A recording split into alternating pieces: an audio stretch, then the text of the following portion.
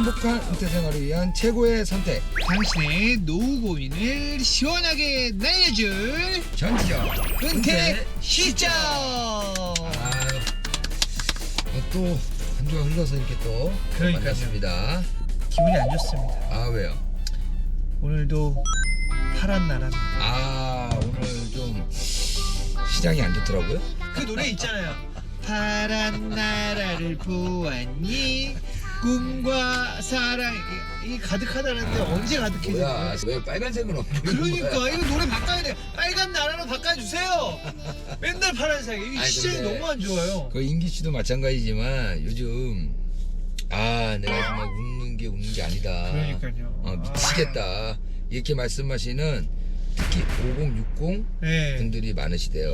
우리 은퇴하신 분들 노후 자금 네네. 제가 주식을 어떻게 또 재테크를 할지 오늘 예. 어마어마한 분이 오늘 나온다고 또 우리 부장님께서 네. 인맥 찬스 한번 썼습니다. 지금 모시러 가고 있는데 네. 거의 뭐 다 와가고 있습니다.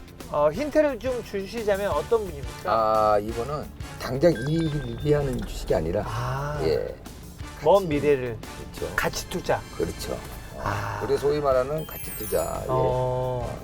1세대라고 할 수 있습니다. 자, 그러면 가치 투자 할 수 있는 분을 저희가 같이 만나서 배워보도록 하겠습니다. 인자하시네요. 네. 아이고. 안녕하세요. 영광입니다, 의장님. 아유, 아유, 네, 영광입니다. 반갑습니다. 여기까지 하시고 제가 잘 모시도록 하겠습니다. 자, 오늘 어렵게 오셨습니다. 우리 아, 의장님 먼저 시청자분들한테 소개 한번 해주시죠. 네, 안녕하세요. 라이프 자산운용에서 이사회 의장을 맡고 있는 이채원이라고 합니다.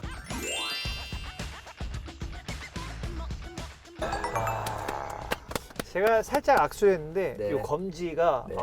굳은살이 있으시더라고요. 얼마나 요거 투자 많이 했으면 그 검지가 만져봤다는 거 아닙니까?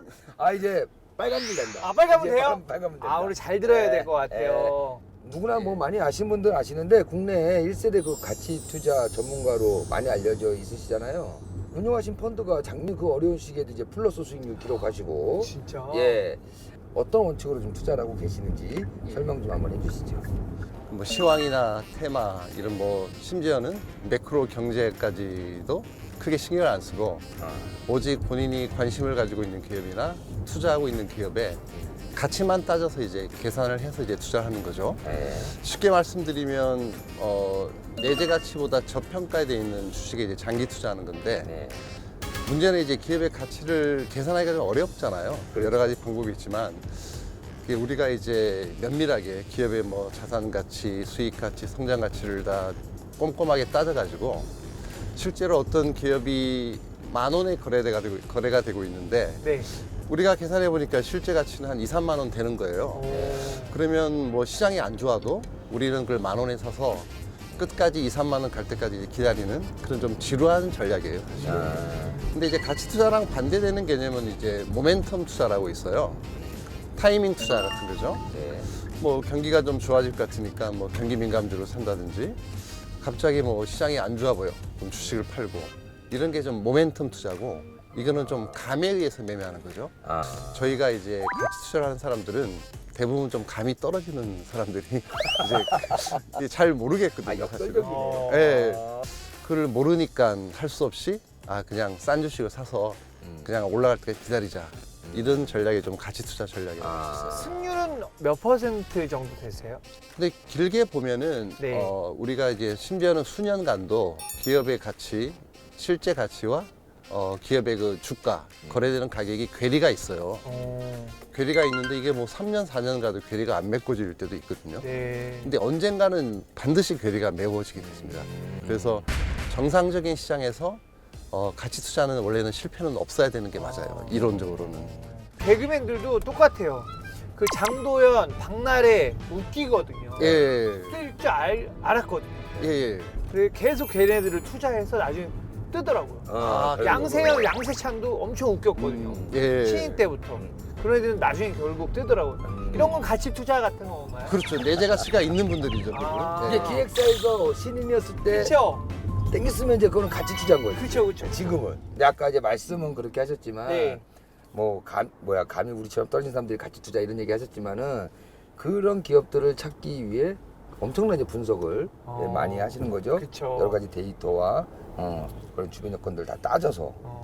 남다르신 분이 왔어요. 그럼요. 배울 게 많네요. 그럼요. 자, 그러면 제일 중요한 거 한번 물어보겠습니다. 지금 시청자분들도 저도 궁금한 올해 예. 작년에 진짜 안 좋았거든요. 그렇죠. 올해가 궁금합니다. 2023년 주식장 어떨까요? 일단은 확실한 거는 작년보다 무조건 좋죠. 아 진짜요? 예, 작년은 14년 만에 코스피가 25% 하락을 했고 네. 그 경기가 너무 안 좋을 거라고 예상하고 선반영이 된 거잖아요. 네.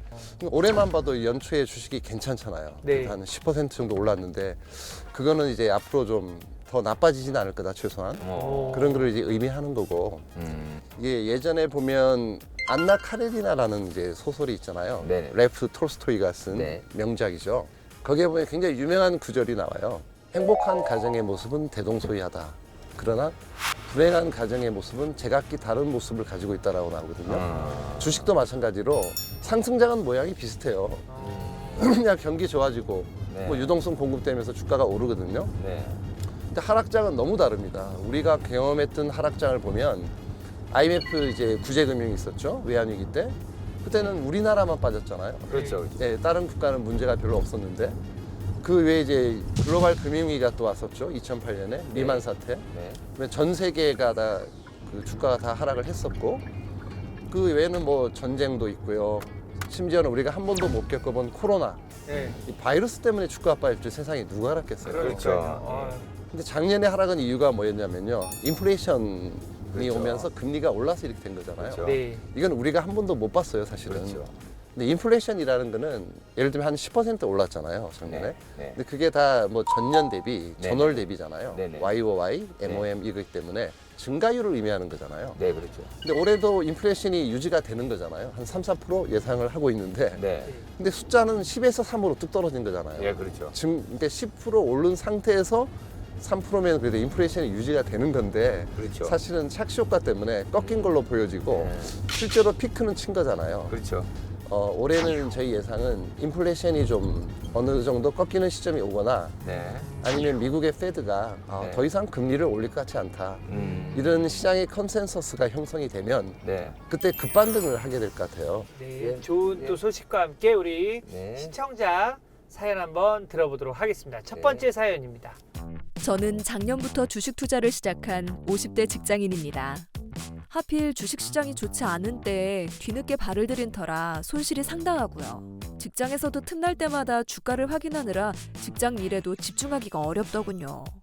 그래서 저 같은 초보자에겐 개별 종목보다 ETF 투자가 낫다는 생각이 들어서 테마형 ETF 투자를 고려하고 있는데요. 올해는 로봇이나 2차 전지 분야가 유망하다고 해서 투자를 해보려고 하는데 괜찮은 판단일지 조언을 듣고 싶습니다.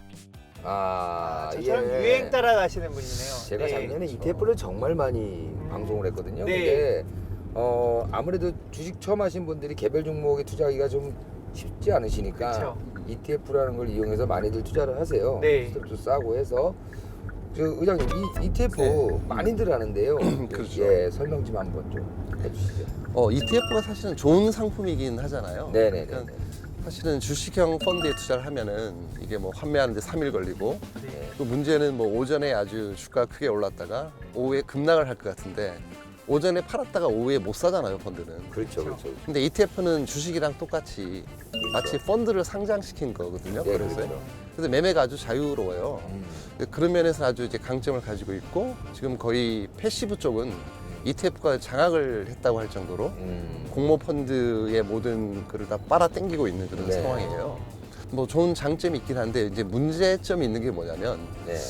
인덱스가 예를 들면 2011, 12, 13, 14, 15, 16처럼 뭐 6년 내내 코스피가 2000이다. 그럼 수익률이 0인 거잖아요. 네. 그렇죠. 인덱스 ETF를 사면은. 그렇죠. 근데 액티브 펀드는 그 순간에 수익이 많이 났거든요. 그 구간에 50% 이렇게 났어요. 수익이. 그래서 이제 시장 상황에 따라서 좀 다르다. ETF는. 그러니까 예를 들면 이제 과거 8년은 성장주 장세였잖아요. 네, 네. 그렇죠. 그러니까 뭐 배터리라든지 전기차라든지 뭐 AI 같은 그런 테마성 ETF가 아주 투자하기도 편하고 강세를 보이고 분을 이뤄서 올라가니까 네. 아주 좋았다는 거예요. 근데 시장이 이제 아까 말씀드린 대로 어느 정도 반등을 하고 횡보 장세에 돌입을 하게 되면 그 테마주라는 게 좀 퇴색을 해버리고 군을 잃어서 가기보다는 예를 들면 배터리주 중에서도 제일 좋은 거 하나만 가는 거예요. 다 가는 게 아니고. 그러니까 모든 종목을 다 묶어서 투자하는 ETF가 좀 불리할 수도 있다. 네, 두 번째 사연 넘어가시죠. 자, 두 번째 사연입니다. 저는 2년 전에 퇴직한 60대입니다. 노후 자금을 불리고 싶어서 2년 전에 삼성전자와 카카오 주식을 꽤 많이 샀는데 손실률이 너무 크다 보니 마음고생이 이만저만이 아닙니다. 원금을 회복하기까지는 시간이 꽤 걸릴 것 같아서 추가로 물타기를 하는 것보다는 차라리 비상장 주식에 돈을 넣어보려고 하는데요. 앞으로 5년 정도 길게 보고 비상장 주식에 투자한다면 어떤 전략을 가져야 할까요? 좋은 비상장 주식을 고르는 팁도 좀 알려주세요. 같이 투자. 근데 이 비상장 투자를 요즘 많이들 얘기하세요. 네. 작년부터도 많이들 얘기들 하시던데 은행 지금 시기에 비상장사 투자 뭐 쉽지도 않지만 한다면 어떨까요? 저는 좀 아니라고 생각합니다. 네, 일단 작년에 역대급 붐이었고요. 지금은 고금리, 네. 인플레이션 시대잖아요. 네, 그렇죠. 듀레이션이 긴 상품은 좀 불리해요. 그러니까 대체 투자라든지 벤처는 시간이 5년 뭐 이렇게 오래 걸리잖아요. 성공하려면. 근데 오래 걸리면 이제 금리가 높으니까 네. 조달 비용도 많이 들고 그렇죠. 시간도 많이 들고 자금 조달이 좀 어려운 상태라서 네. 특히나 좀 문제가 뭐냐면 지금 이제 사연자분께서는 일단 손실이 크잖아요. 네. 근데 손실이 크면 꼭 또 더 큰 수익을 취하기 위해서 맞아요, 무리를 하게 맞아요, 되잖아요. 맞아요. 그쵸. 예. 그러니까 악순환이 이제 계속될 수 있다는 게 허점이고. 시드는 쪼그라들고. 그렇죠. 나 물을 왜 이렇게 타는 거야? 손실을 줄이는 게 이제 맞는 거고요. 일단은 비상장 주식은 정말 이제는 모든 비상장이 오르는 국면은 끝났고요. 정말 좋은 비상장만 오를 거잖아요. 근데 그런 걸 어떻게 찾아요? 그렇죠. 네, 저희 같은 전문가도 정말 쉽지가 않거든요, 찾기가. 그래도 혹시 좋은 기업, 성장성 있는 기업을 찾는 꿀팁이 있으시다면? 그냥 팁이라기보다는 본인이 종사하는 직업이나 네. 뭐 관심 있는 분야가 있을 거잖아요. 그렇죠. 근데 그런 쪽에서 뭔가 좀 남보다 강한 강점이 있어야지만 남들이 보지 못한 걸 볼 수가 있는데 아무리 좋은 비상장이라도 이미 좋은 걸 세상이 다 알고 있으면 비쌀 거잖아요. 네. 비싸게 사서는 답이 없어요. 이 세상 최고의 기업이라도 네. 이미 주가가 이미 올라 있으면 무슨 소용이 있겠어요. 내가 확실한 팁을 알려드릴까요? 알려주세요. 이거에 대해서 네. 확실한 거는 네. 제 주변에 네. 누군가 사업을 해요. 네. 근데 이 사람이 되게 전도유망한 사업을 해요. 네. 근데 그분이 어떻게 자기 회사에 투자할 수 있는 기회를 좀 줘요. 네. 그런 거 들어가시면 됩니다. 그런 거면은 성공 확률 높아요. 저도 그런 연락이 많이 와요. 지인들이 누가 주식 좀 나눠준다던데 그걸 이거 받아도 되느냐 그러는데 네. 반드시 밸류에이션을 봐야 됩니다. 그 시점에서 그렇죠. 재무구조 그렇죠. 최소한 재무구조랑 밸류에이션 봐야 되거든요. 그렇죠. 자, 저희가 이제 이번 순서는 네. 제가 직접 이제 은퇴를 고민하는 분을 찾아가는 롤드카가 간다 시간 아닙니까? 저기 앞에 걱정이 많은 분이 계신 것 같은데. 어떻게 저희가 얘기 나누다 보니까 네. 지금 사연자분을 거의 목전에 두고 계세요. 아유, 이분 근심 걱정이 많아 보이십니다. 저희 율드카에 한번 태워보도록 하겠습니다. 안녕하세요. 아우, 잘 오셨습니다. 저희 율드카 타고 띠띠빵빵 해보도록 하겠습니다. 안녕하세요. 어서오세요. 오늘 고양시에서 네. 예, 일산에서 사연자분을 모셨는데요. 예, 사연자분 일단 목적지 말씀하시면 모셔다 드릴게요. 어디로 오실까요, 율드카가? 일산 킨텍스 가려고 해요. 네.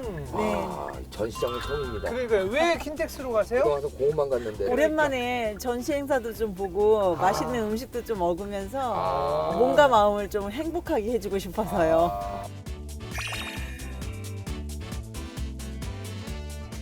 오늘 그 어떤 고민이 있으셔서 우리 율드카를 방문하게 되셨는지 사연자분요. 제가 한 7년 전부터 이제 주식 투자를 시작을 했는데요. 처음에 시작할 때는 700만 원으로 시작해가지고 그게 좀 잘 됐어요. 네. 잘 돼가지고 제가 그동안 뭐 돈이 모일 때마다 주식을 갖다가 적금 붓듯이 투자 금액을 늘려가면서 주식을 하다가 보니까 1억까지도 갔었는데 그게 이제 6천만 원인 정도로 아이고.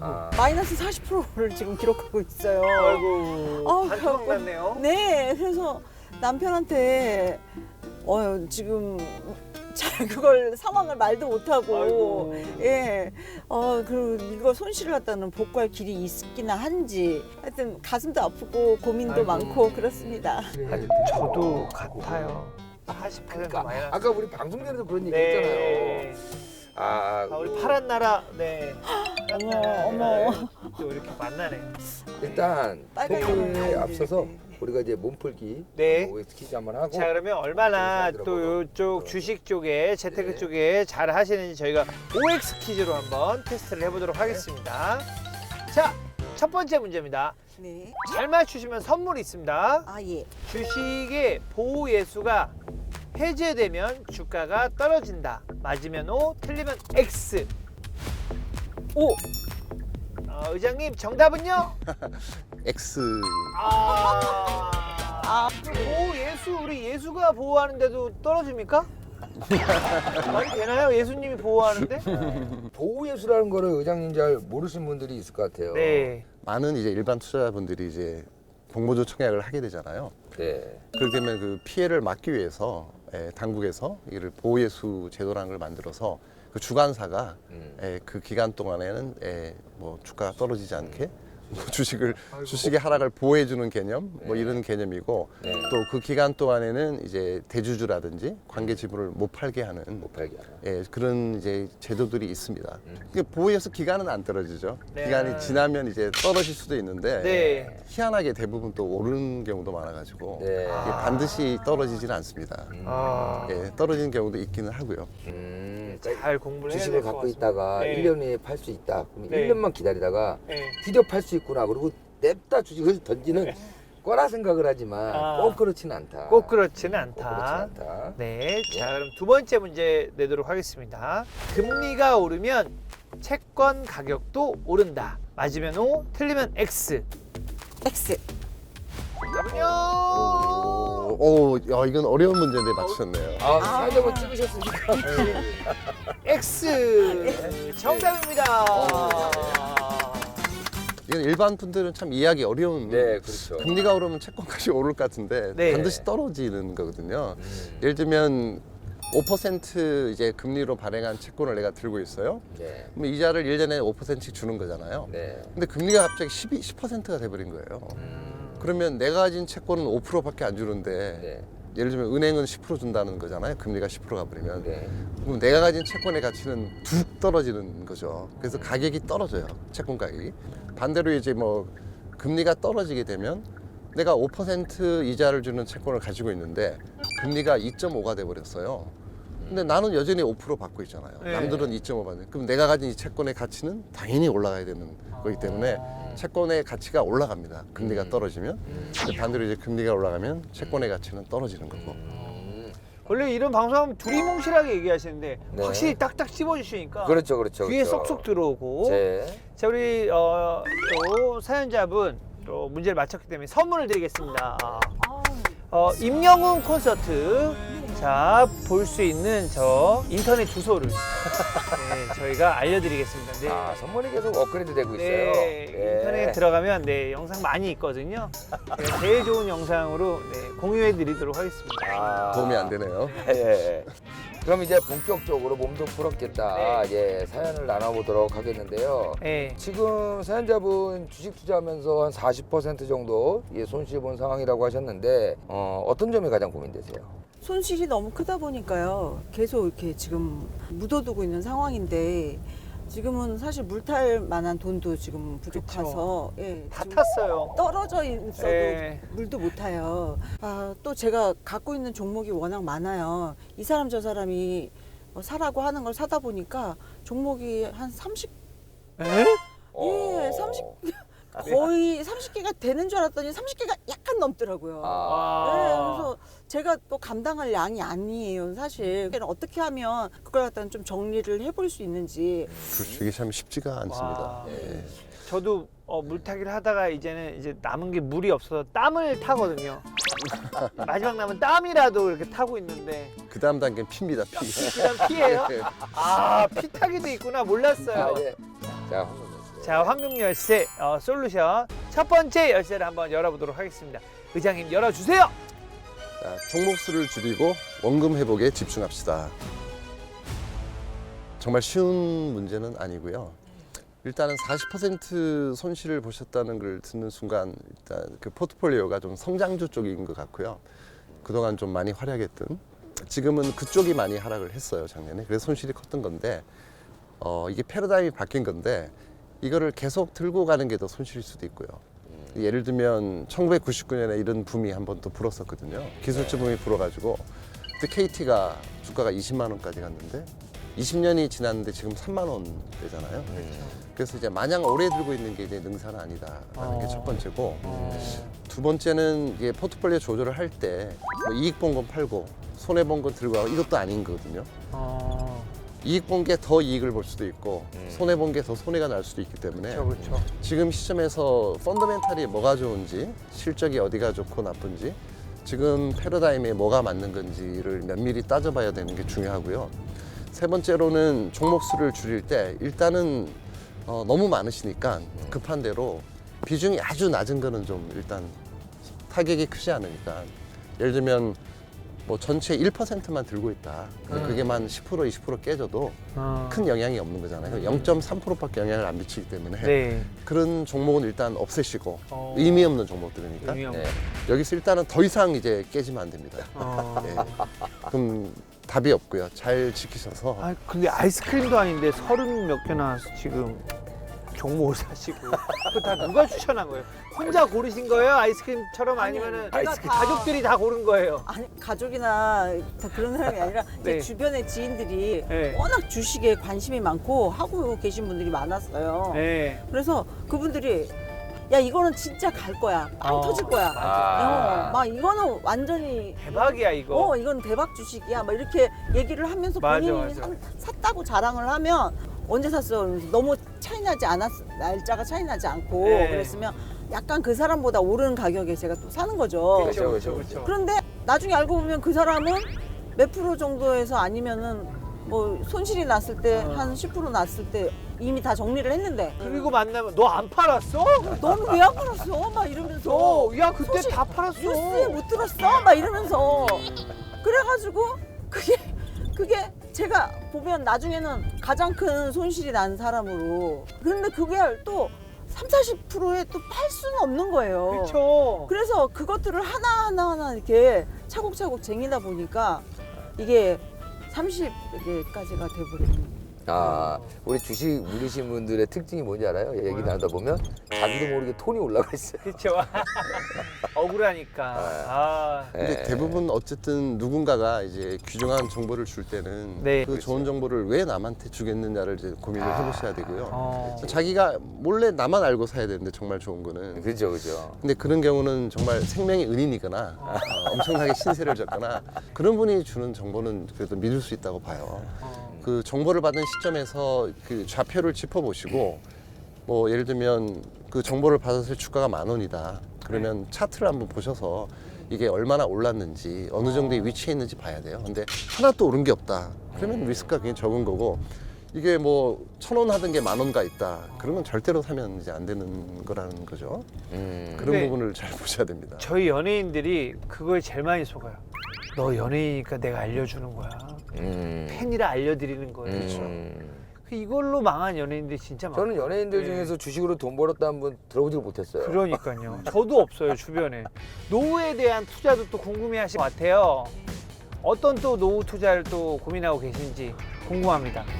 저는 이 아파트는 마련해 놨고 네. 예적금도 조금 있는 상태고 그런 상태지만 집은 진짜 깔고 앉아 있는 그냥 자산이잖아요. 그렇죠. 그리고 재작년에 더군다나 우리 남편이 좀 조기에 퇴직을 했어요. 그러다 보니까 꼬박꼬박 들어오던 급여가 안 들어온 상황이니까 노후에 현금이 어떻게 하면 이렇게 잘 돌아서 네.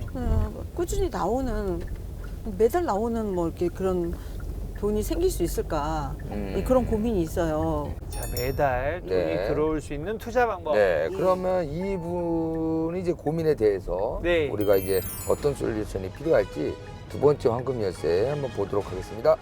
우량한 배당주에 집중하자. 목돈이 어느 정도 있으면 사실은 소위 뭐 인컴 투자라고 하는 이렇게 매달 나오는 뭐 그런 상품도 뭐 존재하긴 하거든요. 그래서 제일 추천드리고 싶은 게 저는 이제 우량주에 이제 고배당주에 투자하는 거가 좀 제일 좋지 않을까 싶은 생각을 하고 있어요. 고배당주 투자가 이제 안전하다는 얘기도 많이 이제 들었지만 어떤 기업을 보고 좀 골라야 하는지 또 근데- 투자 시기도 좀 궁금하고요. 그죠. 배당이라는 게 매년 일정하게 배당을 하진 않거든요. 그렇죠. 대부분 요즘 기업들은 이제 배당 성향이라는 걸 정해서 올해 나는 이익의 뭐 한 30%는 우리가 매년 배당을 하겠다. 네, 근데 문제는 이제 이익이 확 반으로 줄어버리면 네, 배당 성향은 유지돼도 배당금은 반으로 줄거든요. 네. 그래서 배당주에 투자할 때는 네, 배당 성향이 너무 높아도 안 되고 네, 더 늘어나진 않을 테니까. 네, 근데 최근에 좀 주주하는 정책이 강화되고 있기 때문에 네. 배당 성향이 어느 정도 좀 20-30% 수준 안 넘는 게 좋을 것 같아요. 더 네. 높아질 가능성이 있으니까. 또 하나는 변동성이 없는 기업. 그냥 이익이 매년 비싼 수준으로 이익이 나는. 그리고 이게 배당 투자가 좋은 게 예를 들면 뭐 주가가 10,000원인데 배당을 500원 줘요. 그러면 이제 5% 나오는 거잖아요, 연간. 네네. 근데 이게 주가가 급락을 해가지고 뭐 5,000원이 됐어요. 근데 배당금 여전히 500원 준다. 그럼 배당률이 10%가 돼버리는 거잖아요. 2배로 올라가거든요. 네. 그래서 이게 지지선 역할을 하는 거예요. 아. 배당 수익률이 10%까지 떨어지진 않아요, 우리나라 시장에서. 그럼 주가가 올라요, 다시. 순간적으로 떨어졌다가 배당 10% 주는데 이게 말이 돼? 그러면 주가 다시 6,000원, 7,000원, 8,000원 회복을 하는 거거든요. 네. 또 시기를 이제 말씀을 하셨는데 시기라는 것은 배당률이 높을 때가 시기예요. 근데 예를 들면 이제 뭐 기업의 실적이나 뭐 주가가 큰 변동이 없는데 배당률이 높아진다는 얘기는 배당을 늘리는 것도 있겠지만 주가가 급락하면 또 배당률이 높아지잖아요. 그래서 딱 특정 시기가 아니고 저평가돼 있을 때 또는 배당률이 높을 때 그때가 타이밍인 겁니다. 시기는 배당 투자는. 그럴 때 투자하시면 아주 좋은 말씀 나누다 보니까 완전 목적지 킨텍스 킨텍스. 장치한 것 같습니다. 오늘 사연자분 율두카 탑승 소감 한 말씀 부탁드리겠습니다. 앞으로 이렇게 다른 사람들 주변 사람들 말에 이렇게 팔랑귀가 되지 말고 네. 자기 스스로 공부 많이 해가지고 많이 배우고 그래야겠다. 그래서 노후를 갖다가는 아름답게 보내야겠다 이런 생각을 하게 됐습니다. 예. 자, 여러분들의 소중한 자산 열심히 저희가 지켜갈 수 있도록 노력하도록 하겠습니다. 은퇴 후도 혼나게 100세까지 든든하게 전지적 은퇴 시점 파이팅! 힘내세요!